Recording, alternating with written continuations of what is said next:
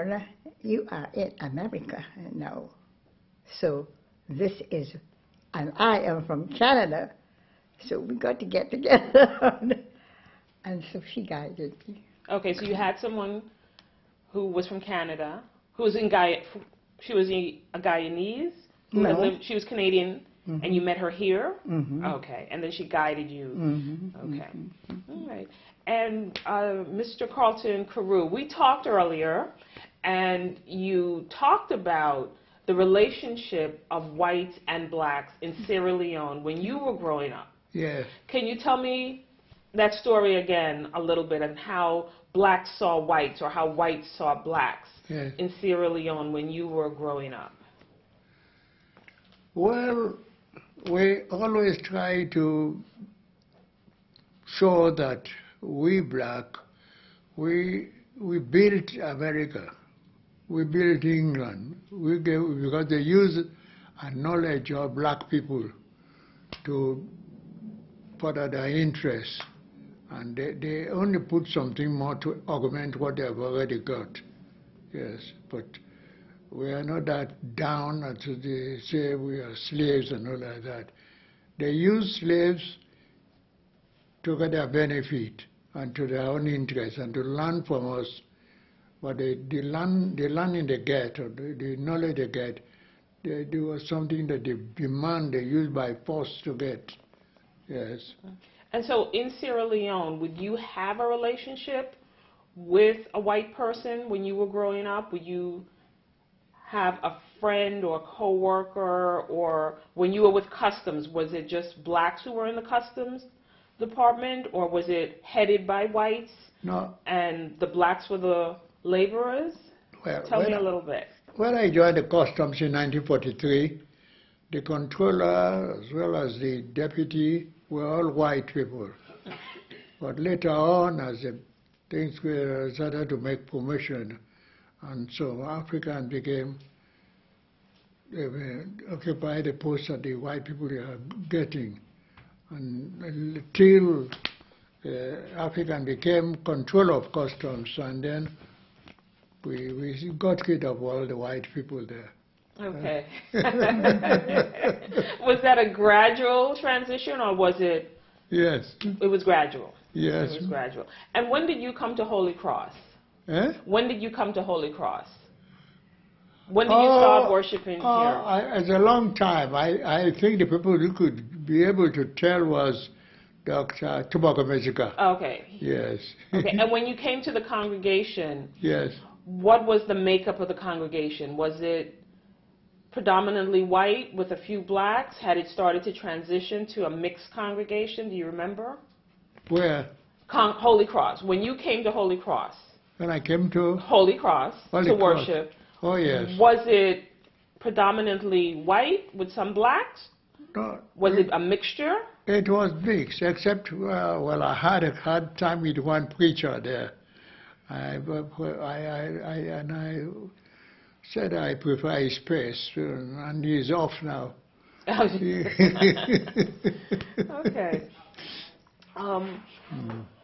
Tell me something about yourself that people in the congregation might not know. Like some travel that you've done, something, if you've written something. Tell me something that the congregation might not be aware of. Oh, I don't know. Something special about you that maybe... I don't know what's special about me. But the fact that I was from Guyana was a distraction. Was a distraction? Yes. Why? A, color. B, ignorance on my part, because I was not aware of what life was like in America. Never mind New York. You know, great difference between life in New York and life in America. But, and it took a while, but thank God I had a father who had been educated in England. And he was my guidance. Okay. Okay. Mr. Carlton Carew, Yes. tell me something that we might not know, that the congregation might not know about you. Tell us about you said you did some traveling to Japan.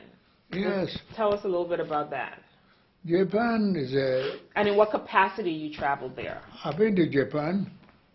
You know, Japan is a place where snake is the staple food there. When I went there in 1984. I traveled a lot, and that's the food. But it's a country that you are safe to travel, because I travel by train, by air, all alone, which I could not do in some other countries. Yes. And in what capacity did you go to Japan? I was chairman of the Council of Social Services in Freetown, Sierra Leone, and I was promoted in the world body. So I represented the country. The world body is the chairman of the Council of Social Services by election. Counselor of Social Services in Yes. Freetown, Sierra Leone. Yes. Okay, and you were voted into that position? Eh? You were elected Yes, I into was that elected. position? Okay. Yes. And then in that capacity, you went to Japan. And what Yes. was the nature of the trip? What were you trying to find out? Japan, I did a lot of writing and all like that. I tell them how we live, and I don't need to ask them how they live, because I could see from their food more or less. Yeah. But they are very pleasant people. You know, you walk and you never see anybody shoot like here. It never happened. You can only think of it in a dream.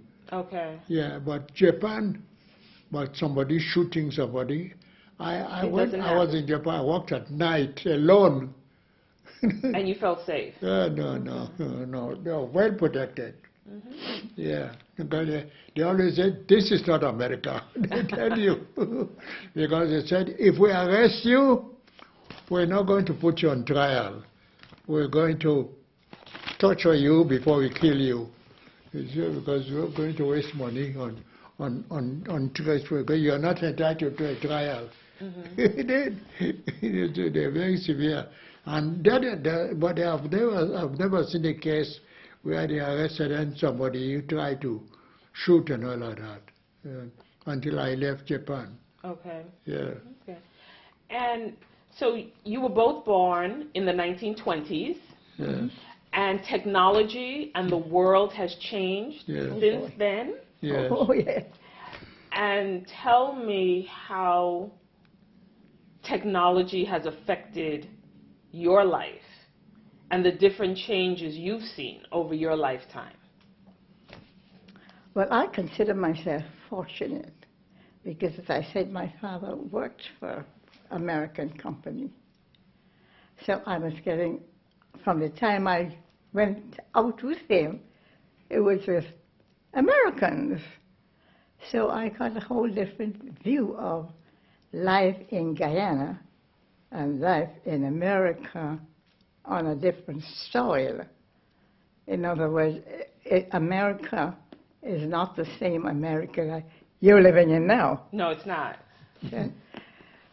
So I had to overcome that kind of adjustment. Okay, so when you came here to America, you experienced different types of technology and things that you might not have had when you were in Guyana, even though you were exposed to a lot of things because your father worked for a foreign company. Okay, like what? Tell me something that happened when you came to America. So, for example, one of the stories I hear a lot for immigrants that came early in the 60s and stuff is that an escalator was a new experience for them because they had not experienced that in their country. Did you have any type of experience like that when you got to America and there was something that you kind of had no idea what it was? I was fortunate because, as I said, my father worked for a Canadian company. So from the time I was aware of his employment and the things that he did, they invited me to participate. So I never had that kind of decision to make. Okay. So you were familiar with a lot of the technology. Oh, and yes. things, so nothing surprised And you when because you of got in. my father's background, What was your father's name? Paris. Paris? Is that the first name? 2 R's. No, Herman Paris. Herman Paris with 2 R's. Okay. And Mr. Carlton Carew, tell me, when you came to the United States, was there anything that took you by surprise in terms of technology? Well, there is not much. Because you had traveled so extensively. Eh? Because you had traveled so extensively. Yes, I have traveled all over the world. Things, I don't see much change, or a lot of changes that I would say this is better off and not like that. Yes, there may be, yes, but there is nothing strange. Yes. Okay. Yeah. So is there anything, as we start to wrap up, is there anything else you want to share with me about your life, about Holy Cross, about coming to the United States, about this experience today? You're addressing me? I'm addressing both of you. Whoever wants to go first.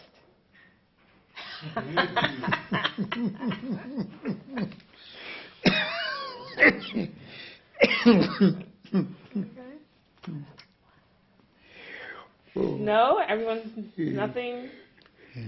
Well, I know it's been exciting to talk to you both, and hope to get more time to speak to you one-on-one to learn more about your history, how you know, and just to know a little bit more about you. Well, Holy Cross has been so much a part of my life for so long that I have a hard time saying, oh, I was in Holy Cross for those years. And then I became very active in the work of Holy Cross. Well, you were a Sunday school teacher, weren't you? Yes, ma'am. For how many years? Oh, I don't know. Long time. Long time. So some of the adults walking around now, some of the young adults, you taught them. Yeah. Yeah. Okay. Because that's one thing that I really enjoyed with young people is the exchange. Okay. And that's how I developed. By having conversations with adults and learning about life? Not necessarily. Even the younger people, like the kids who are in college and high school. Because it was so different from where I came.